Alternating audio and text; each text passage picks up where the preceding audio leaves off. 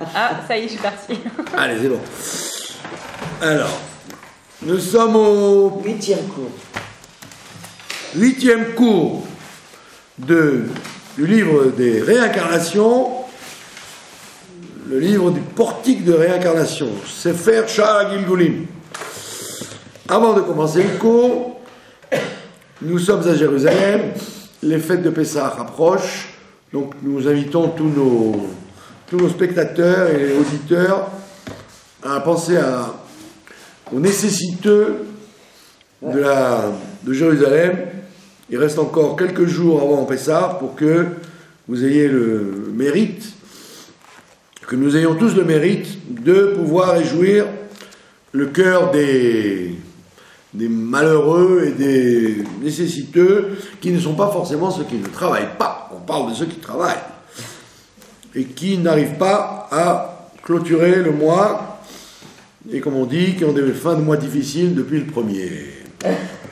Donc, comme vous connaissez notre adresse, par internet ou par Facebook ou par chassidut.org, ayez la pensée de nous aider quand vous en aurez l'occasion, mais si vous pouvez, évidemment, avant la fête de Pessah, car après la fête de Pessah, ça sera déjà aigri. La mitzvah sera déjà aigrie. Donc aujourd'hui, nous allons parler de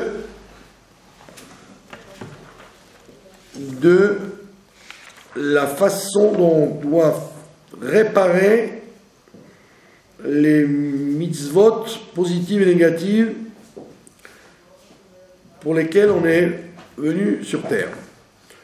Donc le premier, on connaît ce principe, on l'a déjà répété plusieurs fois, chaque nefesh,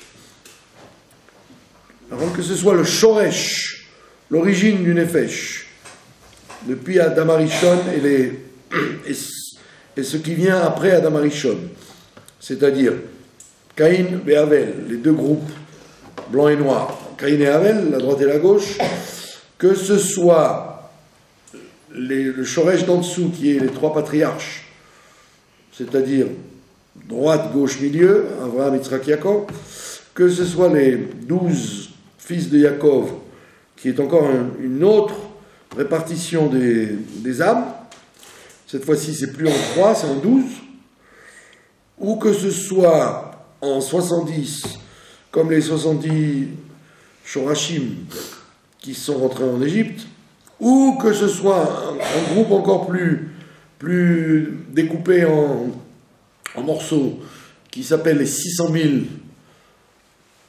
Shorashim qui étaient au don de la Torah, ou que ce soit encore plus les Nitzutzot, ce qu'on appelle les Nitzutzot, c'est-à-dire les extraits, quand on prend un shoresh et qu'on le broie en plusieurs petites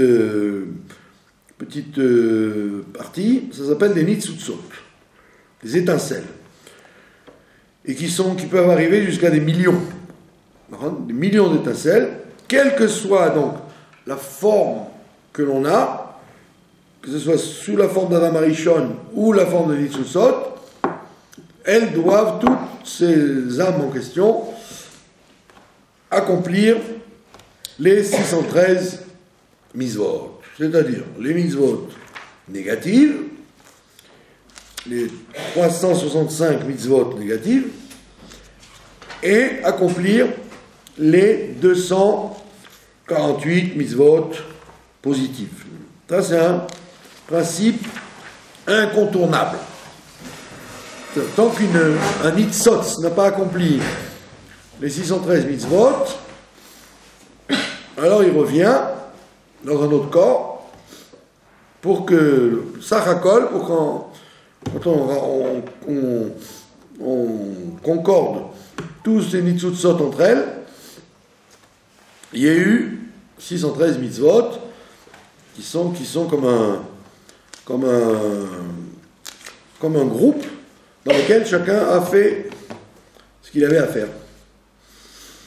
Et c'est pas simplement une mitzvah de façon globale, comme ça, il faut qu'elle soit faite dans les conditions parfaites. Que la mitzvah soit accomplie de façon brillante. Pas simplement du bout des doigts, mais il faut que la mitzvah elle ait été faite dans tous les détails et tous les domaines d'application. Par exemple, l'étude de la Torah, chaque nitzot descend sur terre pour l'étude de la Torah, alors il va descendre pour connaître toute la Torah.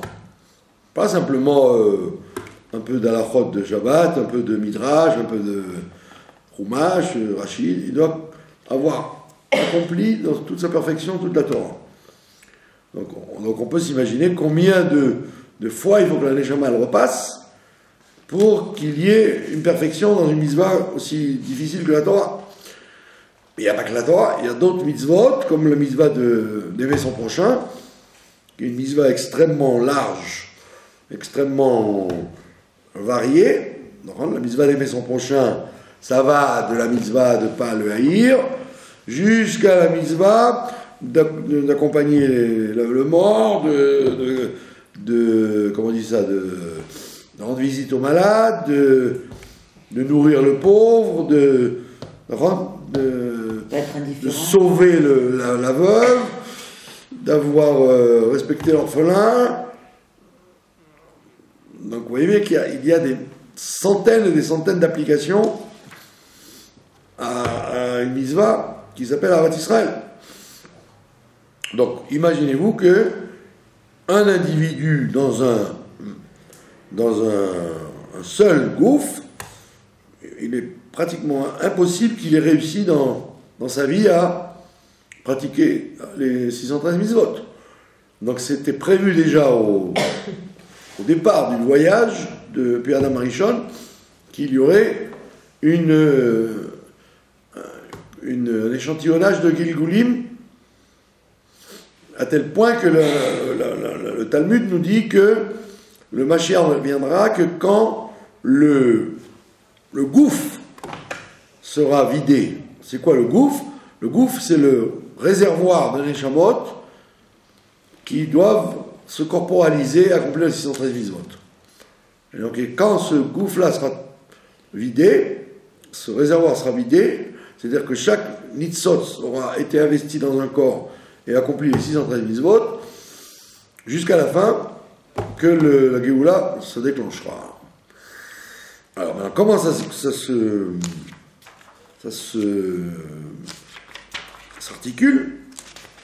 Dans les 613 mitzvot, vous avez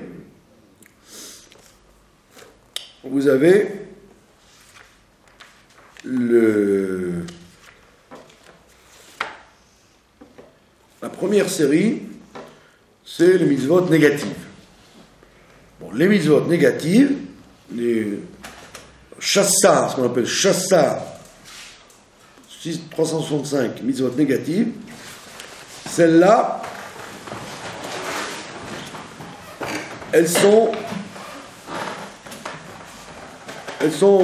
d'un groupe. Chassa, ça veut dire que vous avez, comment accomplit-on une mitzvah négative? Vous avez si vous n'avez pas l'occasion de faire cette mitzvah négative, vous ne l'avez pas, ça ne s'appelle pas l'avoir accompli. D'accord? Si vous n'avez jamais eu l'épreuve de vous retrouver devant la mitzvah négative, on ne dit pas que vous avez accompli la mitzvah négative. Il fallait que vous ayez cette épreuve et que vous l'ayez surmontée. C'est quoi la mitzvah négative? C'est ne fais pas, c'est-à-dire c'est repousser la chose. Donc il fallait que la chose se présente, que j'ai envie de la faire, une envie brûlante de la faire, et que je ne l'ai pas faite. Voilà comment on accomplit une mitzvah négative. Ou alors, on a fait une mitzvah négative sans s'en rendre compte. Ça peut arriver aussi. On a transgressé une mitzvah négative sans le savoir. Par exemple, vous étiez au Beth Amikdash, vous avez une interdiction de manger un sacrifice après une date particulière. D'accord? Vous avez un corban, il doit être mangé dans une journée ou 2 journées, etc. Ça dépend du corban. Vous avez pensé, vous avez dit, tiens, on est dimanche, je le mangerai mercredi, puisque ma tante arrive d'Imona avec ses oncles, on va manger ensemble le corban. Eh ben, vous avez pensé, seulement mercredi, c'est déjà le 3e jour. Corban, il fallait 2 jours, pas 3. Donc le fait que quand vous êtes en train d'assister au sacrifice et à l'offrande du corban, vous aviez pensé à le manger un jour de plus, ça s'appelle pigoul. Il est abominable, il n'est pas accepté. Donc vous avez transgressé la mitzvah de pigoul, de penser à manger un sacrifice après sa date de péremption. Ça c'est, d'accord, donc c'est une mitzvah que vous avez pu transgresser par inadvertance, parce que le Kohen, le préposé, il avait oublié de vous dire, n'oubliez pas, c'est mardi, le dernier jour, dernier kara mardi. Vous avez pensé mercredi, parce que Tata Yvonne, elle vient d'Imola avec tonton Marcel. Vous aviez donc une possibilité mardi, vous avez repoussé dans votre tête à mercredi, pigoul. Le corban n'est pas accepté, le lion ne descend pas, etc. On va tout le tralala, quoi. Et vous dites, mais qu'est-ce qui se passe? Pourquoi le lion n'est pas descendu? Dieu ne m'aime pas. Et le Kohen, il vous dit, qu'est-ce qui s'est passé, monsieur? Vous avez bugué, là. Vous avez pensé à... il dit, quoi, non, je sais pas, il vous sonde, et puis vous avez... Donc, bien que maintenant, vous allez redescendre au chouk, en bas du temple, au chouk des animaux pour acheter un agneau, ou un taureau, ou ce que vous avez amené, et que vous avez maintenant pensé comme il faut, il n'en demeure pas moins que vous avez transgressé pigoul. D'accord? Ou alors, deuxième cas de figure, notard. Vous avez dépassé la date une fois que c'est fait déjà. Pas avant de le faire, une fois qu'il est fait. Il vous reste dans votre congélateur un peu du corban, mais vous avez oublié que c'était 24 heures qu'il fallait le manger. Et vous dites, tiens, je vais le laisser pour mercredi à Tata Yvonne. Et donc, le fait que vous l'avez laissé après coup, alors qu'au départ, il était accepté, le corban, puisqu'il est dans votre congélo, dans votre garde-manger, tranquille. Vous le mangez 1 heure après le Zman, ça s'appelle Nota. C'est une mitzvah, Lota, c'est... Donc, il y a 365 mitzvot négatives que vous pouvez arriver à transgresser. D'accord? Donc, automatiquement, chaque Neshama a traversé ces 365 épreuves. Des épreuves. Donc, là-dessus, il n'y a rien à faire, il n'y a pas de Hidurim ou pas Hidurim, où vous avez succombé à l'épreuve ou vous n'avez pas succombé à l'épreuve. On a pu les transgresser ou avoir une épreuve par rapport à ces 365 fois, il y a eu 365 mitzvot négatives se sont présentées et on les a repoussées dans un Gilgoul, dans un autre, peu importe. Donc on les a faites, ces 365. Enfin, on les a faites dans le sens qu'on ne les a pas faites. On les a repoussées, ça veut dire. Vous avez compris? Si jamais vous n'avez pas la tentation de cette chose-là, vous n'avez pas accompli la mitzvah. Une mitzvah négative, c'est quand vous vouliez faire la chose et que vous ne l'avez pas faite. On ne parle pas que ça ne vous intéresse pas du tout, ou que vous n'êtes pas dans le trompé de siècle, trompé du quartier. On parle que vous aviez envie, mais que vous avez dit non. Mais quelqu'un... L'eau, il y a écrit ne fais pas. Un tzaddik, par exemple, qui a aucune tentation vers les choses du mal. Donc, Comment il fait? Il réussit. Donc il est pas, lui, il est venu avant. Il a fait ça avant. Vous avez compris? Donc. Il n'y a pas de temps depuis longtemps. On ne peut pas être tenté. Alors, non, parce que je vous ai donné des exemples avec le Beth Amikdash. Mais les autres exemples peuvent arriver. Oui, mais ça appartient à 360. Voilà, vous aviez envie de manger quelque chose, et cette chose-là n'est pas cachée, on n'est pas comme il faut par rapport à votre tikkun à vous, vous avez transgressé. Si vous avez dit, bon, je le mange quand même. Vous avez compris? la viande et du lait, ce que je sais, moi, une viande qui n'est pas cachère, un petit cochon, ils ne manquent pas les occasions. D'accord? Dans les interdits sexuels, probablement que ces occasions ont eu lieu beaucoup de fois. Quand le jour de Kippour, vous lisez, qu'est-ce que vous lisez le jour de Kippour? Au lieu de lire des trucs d'une haute élévation spirituelle, on vous parle des 24 cas d'inceste. D'accord?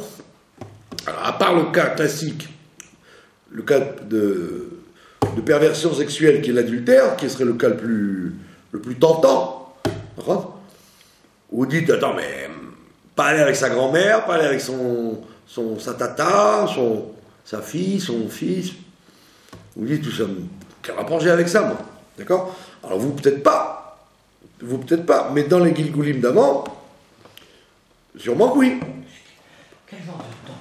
Pourquoi on fait Yom Kippour Dans un Gilgul d'avant, il y avait une tentation d'aller avec sa grand-mère. Voilà. C'est dingue. Et sûrement que cette personne-là, elle a eu cette épreuve et elle a repoussé. Non. Vous avez compris? Vous voyez bien que les journaux sont pleins de problèmes entre les parents et les enfants. Ça manque pas, ça.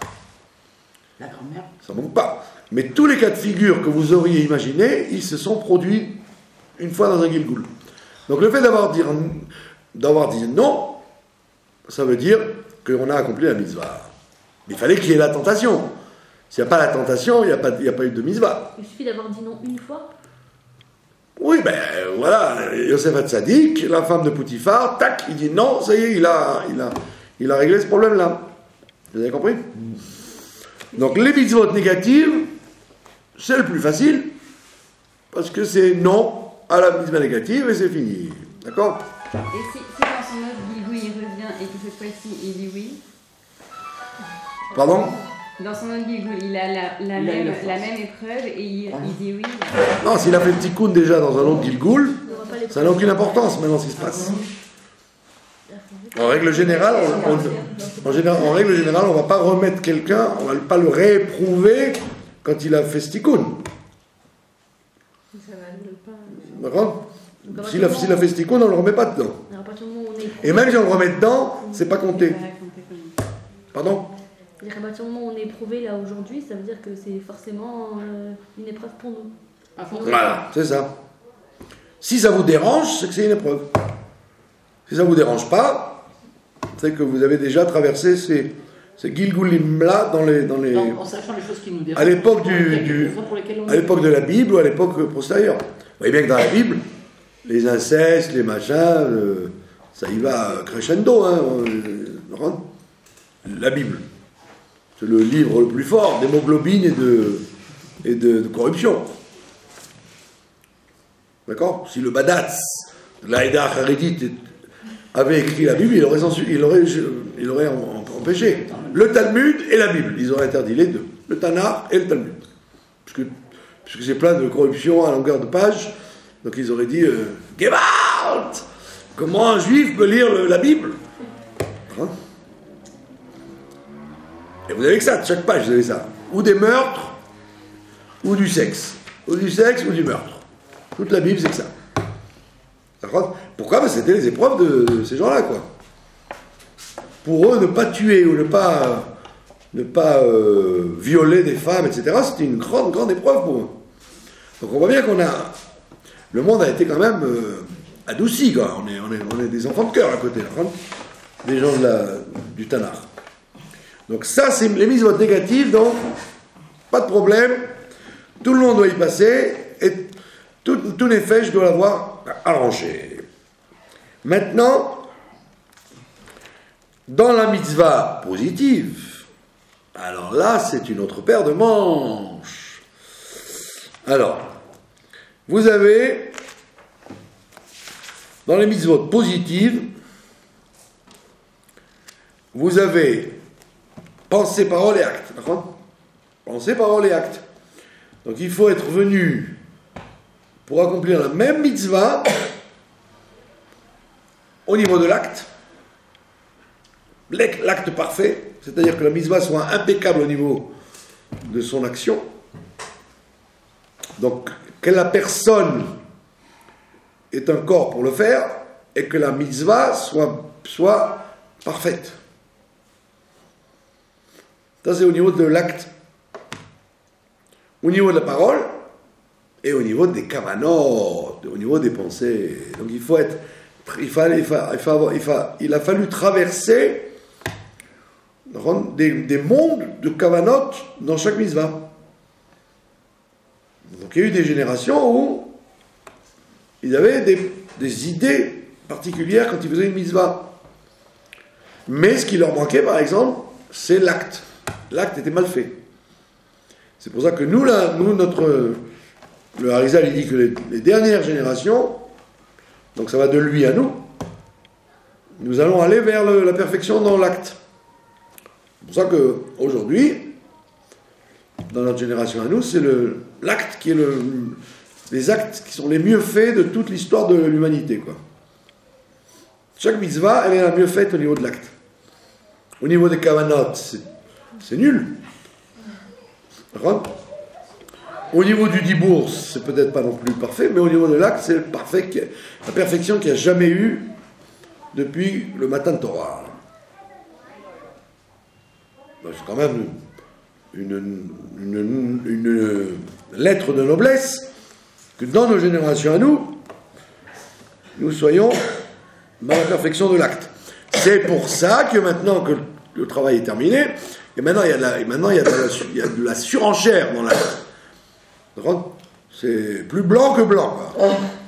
C'est plus cachère que cachère, c'est plus meoudar que meoudar. Alors que tous les mitzvot qu'on fait aujourd'hui, c'est l'archi-hidour dans tous les domaines.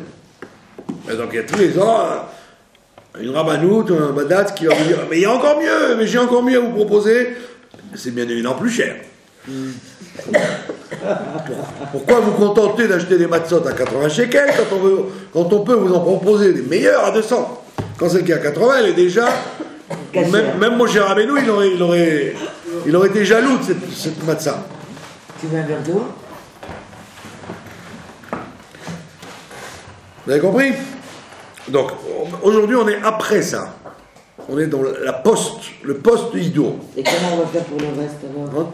Donc, les actes sont parfaits. Donc tous les nitsutsot qui sont venus pour les actions concrètes, eh ben, ils s'en sortent bien. Donc, kavanot, il y a eu des générations qui se sont occupées de ça, d'avoir des kavanot. Qui sont quoi? Qui se sont occupées de kavanot. Ah. Celles qui se sont occupées de parler, de parler les mitzvot comme il faut, et celles qui sont aujourd'hui occupées surtout aux actions. D'accord? Maintenant, qu'est-ce qu'il reste à faire? Donc maintenant,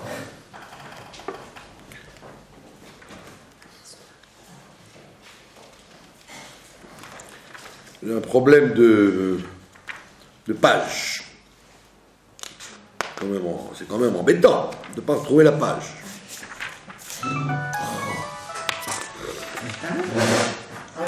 Alors.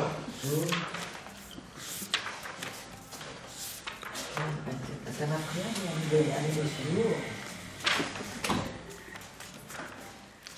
Alors.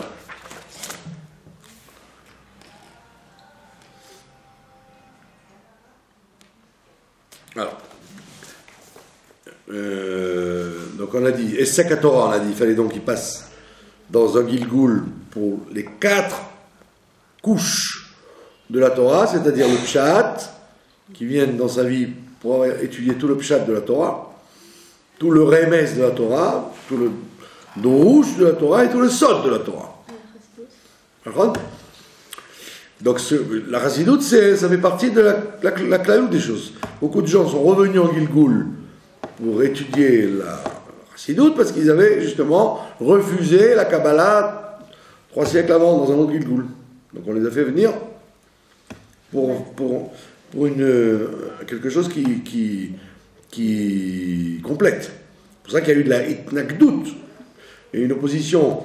C'était pas à la chassidoute qu'il y avait une opposition, c'était à l'étude. À l'étude. C'est pas sur le contenu qu'ils s'opposaient, c'est sur le fait de l'apprendre.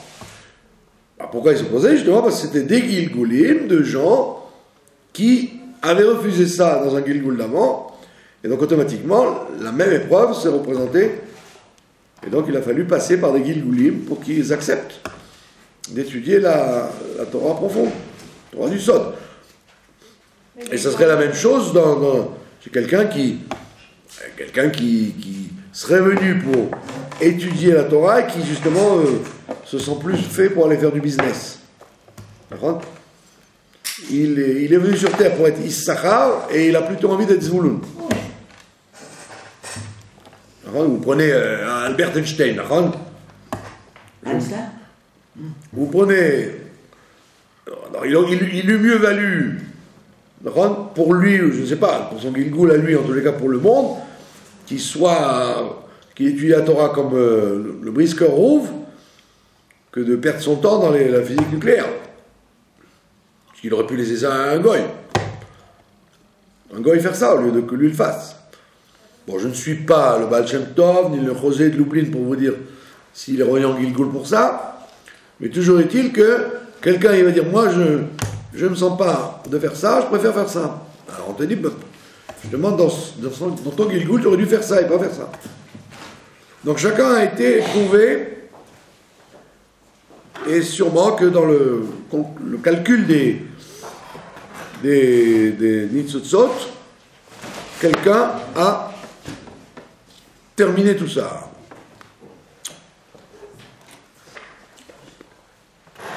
Alors, donc on a dit, les 368, les 365, pas de chorma, il n'y a rien à comprendre, on est obligé de passer par ça. Donc nous sommes tous passés par ça. Donc comme le temple n'est pas là, c'était au temps du temple qu'on a eu toutes ces épreuves par rapport au temple. Vous aviez quelqu'un, on est en ce moment dans le livre des korbanot, en Amaïkra. Alors vous avez le korban du riche, c'est le taureau, ça coûte une fortune. Vous avez le korban du moins riche, c'est le petit bétail. Vous avez le korban du pauvre, c'est l'oiseau. Et vous avez le korban du mec qui est à la rue complète, c'est la farine, la semoule. Donc vous avez 4 sortes de korban en fonction de la poche, en fonction de la poche des gens. Vous avez mais quelqu'un est venu, je vous parle au temps du Beth Amikdash, il avait les moyens d'offrir un taureau et il n'a offert qu'un agneau. Alors il reviendra en Gilgul, parce que lui, il devait offrir un taureau, pas un agneau. Et vous avez quelqu'un qui a voulu faire le malin, il a offert un agneau, alors que lui, d'après son fiche de paie, il aurait dû n'offrir que des oiseaux. Donc celui-là, il va revenir en Gilgul, parce qu'au lieu de donner à manger à sa famille, il a voulu faire le beau en amenant un agneau au Beth Amikdash, alors qu'on l'attendait sur un pigeon, sur une colombe. Donc s'il n'a pas fait... Tout ça, évidemment, c'est quand on n'a pas fait de tchouva de son vivant. Le Gilgulim, c'est que si on n'a pas fait de tchouva de son vivant. Si on a fait de tchouva de son vivant, on ne revient pas, bien évidemment. Mais s'il n'est pas revenu, ou s'il n'y a personne qui lui a dit... S'il n'a pas fait de tchouva, ou si personne ne lui a dit « répare ça », il est possible qu'il revienne, parce qu'il a fait une mitzvah par défaut, par excès. Donc tout ça, on a traversé. Ok? Alors, la mitzvah est une mitzvah klalit dans les mitzvot négatives. Une mitzvah klalit qui est la mitzvah de Chilul Hashem, par exemple. La mitzvah opposée à Kiddush Hashem. Il y a une mitzvah de sanctifier le nom de Dieu et la mitzvah de ne pas profaner le nom de Dieu. La mitzvah de Chilul Hashem. Alors, la mitzvah de Chilul Hashem, c'est une mitzvah klalit. Pas une mitzvah pratique, c'est pas particulier à quelqu'un. C'est une mitzvah générale que tout le monde doit traverser. Donc vous avez l'Akidouch Hashem et l'Achilul Hashem, ce sont deux mitzvot klaliot que tout le monde a dû traverser. Nul n'est dispensé de passer ça. Wow. Donc ça veut dire quoi? Ça veut dire qu'il a fallu que chacun d'entre nous meure sur le bûcher, donc d'où l'Inquisition, etc. La Shoah. Ou le fait de proclamer haut et fort, pardon, qu'il ne profanera pas le nom de Dieu et qu'il fera au contraire la sanctification du nom de Dieu. Donc c'est une mitzvah qui est absolument indispensable dans chaque mitzvot. Vous avez compris? Comme a dit le Admour Haïm-Tsaï, le successeur du Alter Rebbe, du Admour Zaken, il dit que les gens qui sont morts sur le bûcher pendant l'Inquisition, c'était les Gilgulim des gens du deuxième temple qui ont coopéré avec les Romains. Waouh. Au temps des Romains, on vous raconte toujours Rabbi Akiva,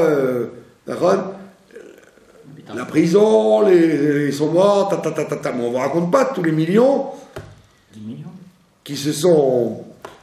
qui étaient avec les Romains, qui ont coopéré à la destruction du temple et qui ont coopéré à la destruction de Béthar 50 ans après, et qui se sont mariés avec des Romains, qui ont été des capots, quoi, des collabos des Romains. Donc le Admour Haïm-Tsaï dit tous ces gens-là qui sont morts pendant l'Inquisition, et l'Espagne, c'était la communauté la plus forte du monde, il devait y avoir des millions de gens là-bas. Et beaucoup sont morts sur le bûcher, ou alors ont été ruinés, ont été emprisonnés, et torturés, etc. Donc il dit que tous ces gens-là, c'est les Gilgulim, de ceux qui ont collaboré dans le deuxième temps. Donc ça veut dire qu'ils ont transgressé l'interdiction de Chilul Hashem, et ils n'ont pas fait Kiddush Hashem. On n'en veut à personne, hein, parce que c'est pas évident de jouer les Rabbi Akiva, là, de monter sur le bûcher ou sur l'estrade et de vous faire écorcher vif ou de vous faire brûler dans un Sefer Torah. Tout le monde n'a pas toujours la force de dire Alaï, je prends ça sur moi. La plupart des gens, ils ont peur. Ils ont peur et ils craquent. Donc, bien que la mitzvah donc si vous avez eu la possibilité de vous sauver, de faire profil bas, de dire je ne suis pas Rabbi Akiva, mais je ne collabore pas. Donc vous vous sauvez. Vous prenez un bateau, vous vous sauvez en Afrique ou en Gaule pour éviter de faire partie des collaborateurs du régime romain. Ok, Bakasha. Vous n'avez pas fait Kiddush Hashem, mais vous n'avez au moins pas fait Chilul Hashem. Donc vous voyez bien que c'est des mitzvot qui sont générales et celles-là, impossible d'y échapper. Maintenant, le rabbi précédent, il nous donne une clé. Il nous dit, dans notre génération, nous avons la possibilité de faire Kiddush Hashem ou empêcher Chilul Hashem sans avoir besoin de mourir sur le bûcher. Vous pouvez accomplir cette mitzvah sans avoir besoin de mourir sur le bûcher. C'est quoi? Vous êtes à la banque et on voit que vous êtes une personne qui se réclame de la Torah, et vous laissez une vieille personne devant vous, vous lui donnez votre tour pour qu'elle évite d'attendre.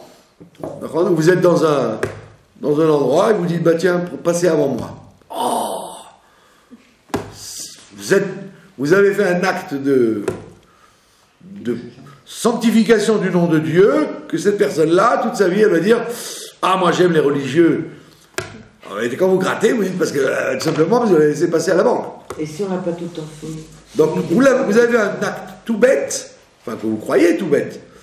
En vérité, il a peut-être réparé l'obligation que vous auriez eue dans une autre ambiance, de faire Chilul Hashem, vous avez fait Kiddush Hashem.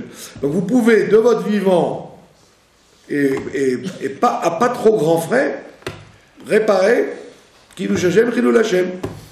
C'est pas pour rien que le Rambam, il amène dans les dynimes de Chilul Hashem, à part le bûcher, le coup du bûcher et le coup de la torture, il amène le Rav qui a de l'argent, et qui va chez le marchand et qui dit je paierai plus tard. Hein. Tu as de l'argent pour payer. Tu utilises ton état de Rav, de gens Mechoubad, à qui on ne peut pas refuser, et les gens disent oh bah, il est culotté lui. Moi, il ne me fait jamais crédit l'épicier. Et lui, bah, c'est le Rav tel, alors il lui a dit oui, bon, bah, oui, d'accord, vous payerez plus tard. Mais comme il avait l'argent, il a profané le nom de Dieu. Et donc c'est un acte tout bête qu'on voit tous les jours. Un acte tout bête qu'on voit tous les jours. Quelqu'un qui utilise la Torah pour ses intérêts privés. Donc il y a ce qu'on appelle Chilul Hashem. Donc on voit bien que par des petites choses, sans mourir et sans en parler beaucoup, on peut arriver à réparer Kiddush Hashem ou Chilul Hashem. Et que probablement on est venu sur terre pour faire ça bien. Et donc il n'y a pas besoin de mourir à Toulouse ou à Itamar, on peut faire Kiddush Hashem et éviter Chilul Hashem. Non, parce que sinon vous auriez aspiré, vous auriez dit oh c'est tellement beau d'être mort à Kiddush Hashem à Toulouse ou dans un attentat du 18 à Jérusalem. On te dit non, c'est pas obligé. On t'a pas dit que tu vas choisir, mais toi décide que tu vas le faire d'une certaine façon. Et ceux qui sont morts avec Kiddush Hashem maintenant, c'est-à-dire qu'ils ne sont pas morts à l'époque? Non, ceux qui sont morts maintenant, c'est parce que malheureusement, c'était des reliquats de l'Inquisition ou de la Shoah, etc., des gens qui devaient partir en Kiddush Hashem. Maintenant, là, ils avaient ce tikkun. et s'ils ont fini leur travail? Ils avaient ce tikkun. Sinon, ils n'auraient pas, on les aurait pas tués comme ça. C'est forcément, ça peut être Si on voulait se débarrasser d'eux, ou dire qu'ils ont fini leur travail, allez, d'accord. Oui. Alors, il suffit d'amener une maladie ou un accident de voiture, quelque chose qui n'est pas spectaculaire, ou électrocuté dans sa salle de bain. Dieu, il tue quelqu'un, et personne n'en fait ouais, quelqu'un, une pauvre dame qui est morte aujourd'hui dans un accident de voiture, deux voitures qui se sont rencontrées, elle est morte. Il n'y a pas de Kiddush Hashem, il n'y a pas de Chilul Hashem, c'était la fin. Vous avez compris? Alors que mourir d'un attentat, c'est plus spectaculaire. C'est peut-être des tzadikim, des âmes de tzadikim qui sont descendus sur terre, ils avaient terminé leur mission, ils ont décidé... Non, personne ne termine sa mission, sinon il ne vient pas. Alors ils ont peut-être décidé... Quelqu'un qui vient, c'est qu'il n'a pas terminé sa mission. Mais peut-être qu'ils ont pris sur eux cette mort atroce, je sais pas moi, pour enlever un décret qui était sur le bénéfice. Non. On entend des histoires comme ça. Il a décidé de mourir comme ça, alors il devait... Il y a des gens particuliers à qui on propose pour sauver la génération, etc. Mais ça, ni vous ni moi n'êtes au courant. C'est pas parce qu'après, quand le Rav un tel part ou le Rav un tel s'en va, qu'il y a toujours des gens très au courant, très très au courant qu'il est parti pour expier la génération. Personne n'en a eu la preuve. Si lui-même, le Rav, il dit pas expressément je m'en vais pour ça, c'est pas parce que son secrétaire ou sa femme ou c'est les gens qui vont faire de l'argent sur lui que Dieu me pardonne. Ils ont été voir si c'était vrai ou pas.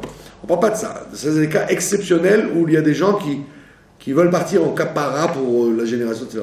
En règle générale, on ne demande pas son avis aux gens. Donc les gens qui partent sans qu'on leur demande leur avis, la façon dont ils sont partis, ils ont été réparer cette chose-là ou pas réparer cette chose-là. Bon, ça donc ce sont des mitzvot incontournables, on est obligé de les faire.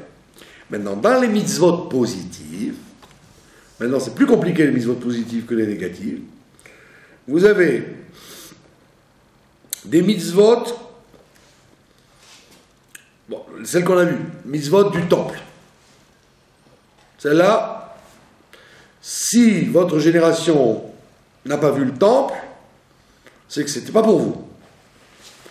Donc c'est sûrement vous l'avez déjà fait autant du premier ou du deuxième temple. Ok? Ou de Shiloh avant. Donc si on vous a mis dans une génération des 2000 ans où il n'y a pas de temple, c'est que ça, c'est pas pour vous.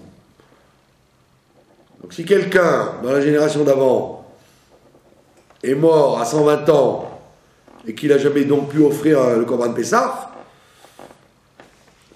c'est parce qu'il l'avait offert déjà du temps du temple. Donc il n'est pas revenu pour ça. Donc les mitzvot du temps du temple, celle-là c'est facile à régler. Si vous êtes dans l'impossibilité de faire une mitzvah, c'est évident que vous n'êtes pas venu pour ça. Si on ne vous donne pas la possibilité de la faire, c'est que vous n'êtes pas venu pour ça. Et donc, automatiquement, vous n'avez pas à courir après puisqu'elle ne vous regarde pas. Maintenant,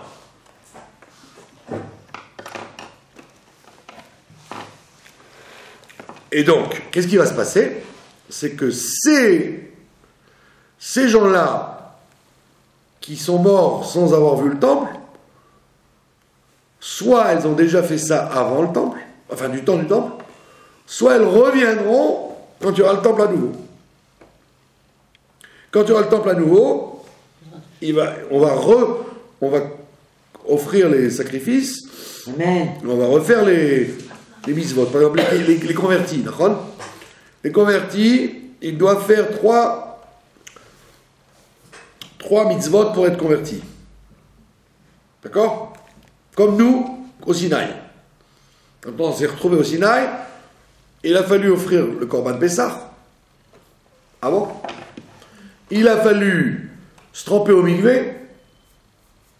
Donc c'était avant le 6 Sivan, avant de recevoir la Torah. D'accord? Et pour les hommes, la Brit Mila. 3 mitzvot. Tac, tac, tac. Vient le Rambam et il nous dit, et le guerre, comment il fait aujourd'hui maintenant? Le guerre, il doit, alors à l'époque du Beth Amikdash, le guerre, même topo. Mikvé, Brit Mila, sacrifice.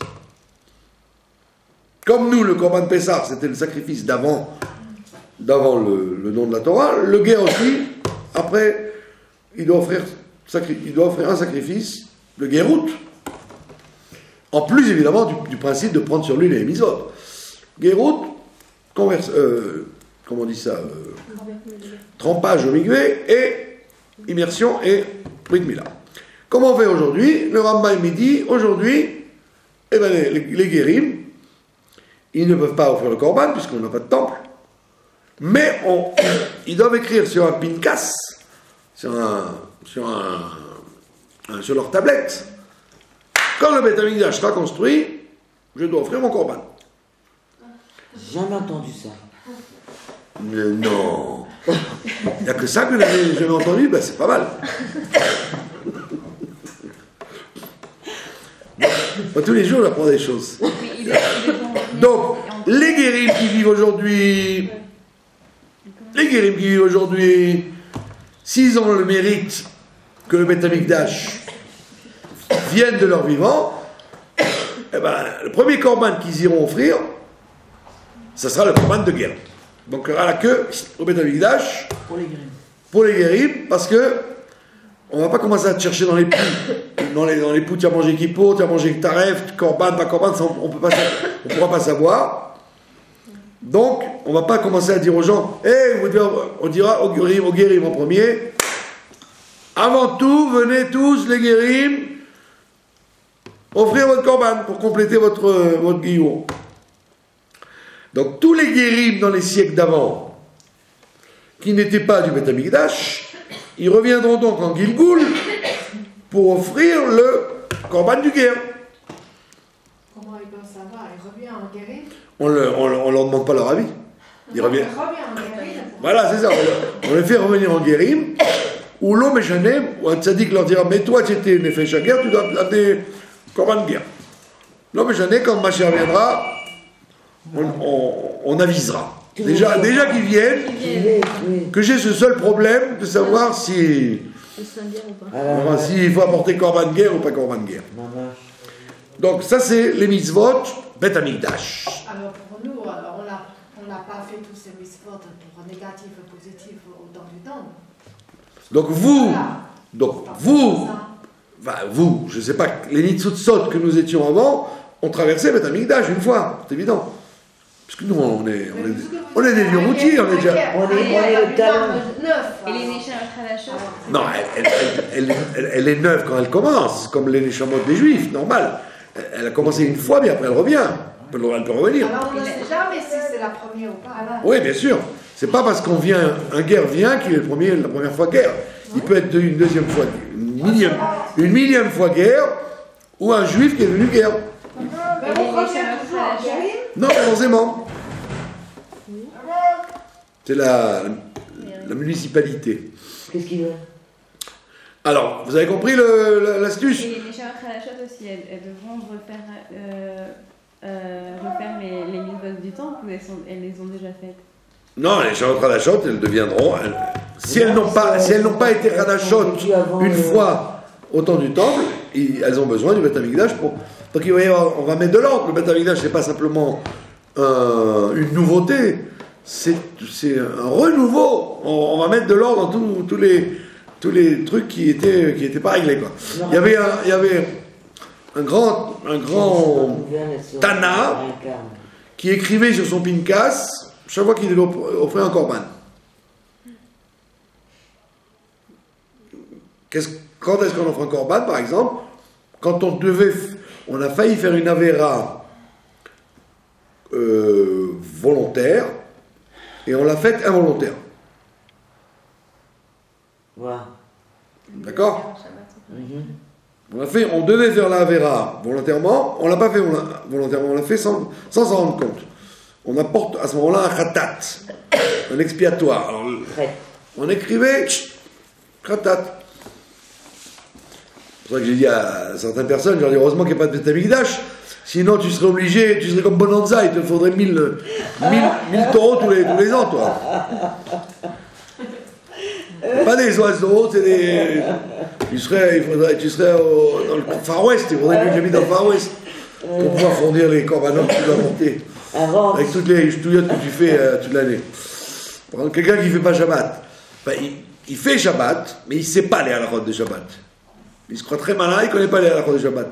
Mais il fait tous les Shabbats, il fait des tas de trucs qui lui auraient valu 15 taureaux. Chaque fois que c'est un taureau. Khatat. Ouais, parce qu'il y a des khatat qui sont dépendants de la fortune. Wow. Et il y a des corbanotes qui ne sont pas dépendants de la fortune. Wow. Celui qui n'a pas les moyens, il s'endette et on y paye. Donc, tous ces trucs-là, si les gens ont fait tchouva avant que Mashiach vienne, ils ont été sauvés par le gong. Donc, s'ils ont fait tchouva avant, alors, pas besoin de khatat, rien du tout, ils sont propres. Mais celui qui n'a pas fait tchouva quand Mashiach arrive, monsieur, la facture. Quand on prend la photo, il doit prendre la facture. Le compteur s'arrête. Bon, donc, ça, c'est les mitzvot qu'il fallait pour avoir autant du temple. Celle-là, donc, on n'a pas à courir après, puisqu'on n'a pas de temple. Et dès qu'on l'aura, on remettra les pendules à l'heure. Deuxième catégorie de mitzvot,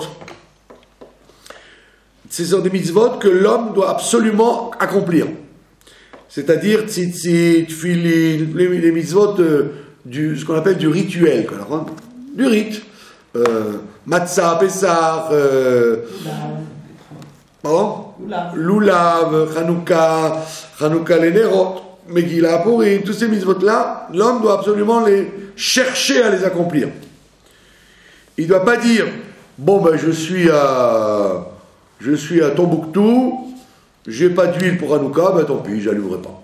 Non, il doit chercher de l'huile ou des bougies, sinon il revient en Gilgoul, parce qu'il n'a pas fait Hanouka. Donc c'est les mitzvot positives qui sont absolument... Si on l'a fait une seule fois.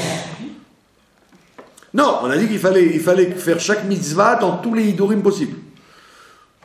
C'est-à-dire il a fallu qu'il allume avec de l'huile magnifique, dans un endroit tranquille, avec tous les hidurim possibles de la mitzvah de Hanouka. Il a fallu qu'il allume, camouflé dans une caverne, pendant que les Espagnols le cherchaient pour le brûler. Donc il allume avec n'importe quoi pour faire Messirut Nefesh pour cette mitzvah. Ou comme le rabbin Assouline dont je vous ai parlé, qui avait réussi dans les camps allemands de faire Hanouka avec des bouts de carottes et de l'huile de bois de sardine que ses parents lui avaient envoyé. D'accord ? Donc, et ça pouvait emporter gros s'il se faisait attraper. Quoi. Donc il avait pris son habit de soldat, il avait pris les mèches, il a fait des mèches, il a pris des carottes qu'il avait grattées chez le cuisinier, il les a creusées pour en faire des godets. Et il a pris l'huile de sardine, et il a pris tous les gars du prisonnier juif qui étaient avec lui, et ils ont allumé la Hanoukia. Ils ont allumé la Hanoukia en cachette des Allemands. Donc ça, c'est un Messirut Nefesh. Parce que c'est pas tellement un grand hidour, l'huile avec des écailles de sardines, etc., et une carotte, etc. Alors maintenant, vous avez fait cette mitzvah, très bien. Maintenant vous revenez pour avoir une Hanoukia de Hatzorfim, en argent, et vous chantez, vous mangez des soufgagnottes, et donc vous avez fait le hidour, dans tous les cas. Donc chaque mitzvah, il faut l'avoir traversé dans tous les cas. Pas une fois, il a fait et c'est fini. S'il l'a fait une fois et que c'est fini, c'est qu'avant il l'avait déjà fait dans d'autres conditions. Donc il y a donc des mitzvot qu'il faut absolument chercher à faire, d'accord, homme ou femme, et sinon on revient. Ces mitzvot-là, on les... Combien de fois on peut revenir au Chas Shalom au maximum? Il n'y a pas de limite. On peut revenir des milliers de fois. Je suis fatigué. Maintenant, il y a des mitzvot qu'on n'est pas obligé d'accomplir, sauf si elles se présentent à nous. Des mitzvot occasionnels. D'accord ? Par exemple, Shiloh Raken, voilà. De renvoyer la maman avec les œufs dans le nid. Vous avez un nid, par hasard vous rencontrez ce nid, vous devez renvoyer la mère prendre les œufs. Cette mitzvah-là, c'est pas une mitzvah qu'il faut rechercher. Heureusement. Sinon, on serait mal. Donc si elle se présente à vous, tant mieux. Si elle ne se présente pas à vous, vous l'avez sûrement faite une autre fois. Parce qu'en plus, il faut la faire bien. Parce que si vous n'avez pas besoin des œufs, à Paris par exemple, vous avez des pigeons qui ont la psychatose, là, ils peuvent vous apporter de quoi crever, vous n'avez aucun intérêt à prendre les œufs, parce que ça va vous empoisonner. Donc vous voyez, sur votre balcon, une colombe qui a mis un truc, quand vous avez l'air de renvoyer la mer, j'ai pas besoin des œufs, j'ai pas besoin des pigeons, qu'est-ce que j'ai fait? Donc on parle d'une mitzvah que vous auriez faite bien. Donc là il vous dit, rassure-toi, pas besoin de courir après ça. Également, Troumot ou Masrot. Troumot ou Masrot, nous aujourd'hui c'est de Rabbanan, parce qu'il n'y a pas le Beth Amikdash. Quand Mashiach reviendra, ça redeviendra d'Oraïta. Donc, Troumot ou Masrot, donc, si vous n'avez pas l'occasion de la faire, vous ne la faites pas. Donc, tous les gens qui vivent en Chutz La'aretz, par exemple, ils ne font pas Troumot ou Masrot, ils n'ont pas de. C'est pas des mitzvot, c'est des mitzvot liés à la terre, d'Israël. Et Pidyon Haben, par exemple, voilà, Pidyon Haben, c'est aussi une mitzvah après laquelle on ne doit pas courir. Parce que la probabilité que vous ayez, que vous n'êtes pas marié avec une Cohen, ou vous n'êtes pas Cohen, vous n'êtes pas marié avec une Lévi, ou vous n'êtes pas Lévi, probabilité que vous ayez un garçon en premier, qui soit viable, etc., etc., etc. Donc, ce n'est pas une mitzvah par laquelle il faut courir. Donc comme vous avez dû la faire, vous l'avez faite avant, dans un autre Gilgul. Donc, votre Neshama à ce niveau-là, elle est complète, donc pas besoin de la refaire. Et ceux qui le font dans notre génération, c'est qu'ils ne l'avaient jamais fait. Voilà, c'est ça. soit il n'avait jamais fait, soit il avait fait tordu. Il avait fait tordu. Par exemple, ils avaient dit au Cohen, je te donne l'argent, mais tu me le rends. Alors, donc le Cohen il a le droit de rendre l'argent, mais je ne dois pas lui dire, je donne les sous, je donne les pièces, mais tu me les rends. Donc peut-être qu'il avait fait le pidion faux. Ou il n'avait pas donné 5, la valeur de 5, donc l'enfant n'était pas acheté, etc., etc. Donc, soit il a jamais fait, soit il a fait mal. Vous avez compris? Ou il a fait le vatala, par exemple. Il a fait un pidion inutile. Parce que la communauté ne savait pas que la fille d'un Cohen n'a pas besoin. Ils ont dit, vous êtes marié avec un Israël, allez, pidion ben. Elle n'a pas besoin.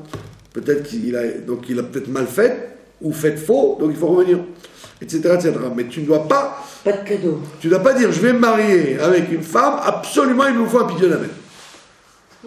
Donc je vais me marier avec 15 femmes pour être sûr d'avoir un pidion ben. Oh là là là là. Donc rassurez-vous, c'est des misones après lesquelles on n'a pas besoin de courir. Qui se marie avec 15 fois, c'est pas pour faire pidion. Bon, il y a une mitzvah pratique qu'on est obligé d'avoir faite, c'est d'avoir des enfants. Ah. Donc si quelqu'un a eu des enfants... Pour les hommes. Ah. Non, les hommes ou les femmes. La femme aussi, elle doit aider à ça. Ah oui, Elle doit avoir été comment on dit ça, l'associé. Donc... Une femme, elle n'est pas obligée d'avoir des enfants. Donc tout le monde est passé par ça, ça veut dire. D'accord? Tout le monde est passé par ça. La Torah, on l'a vu, il faut traverser tous les 4 mondes de la Torah. Et donc dans chaque mitzvah, on a dit, il fallait que la mitzvah soit faite non seulement dans la pensée, dans la parole et dans l'action, il fallait qu'elle soit faite dans la perfection. Et ça, c'est nous. Nous faisons les mitzvot dans l'action et dans la perfection. Bien que nous ne les fassions pas comme il faut, au niveau de Kavanot, puisque très peu de gens savent qu'est-ce que c'est une mitzvah dans la Kabbalah. Mais ils l'accomplissent dans le Hidour, donc ils sont quittes. Donc vous voyez que c'est un grand parcours que les Neshamot ont dû traverser pour compléter tout ça. Voilà, je vous remercie Merci. de votre attention.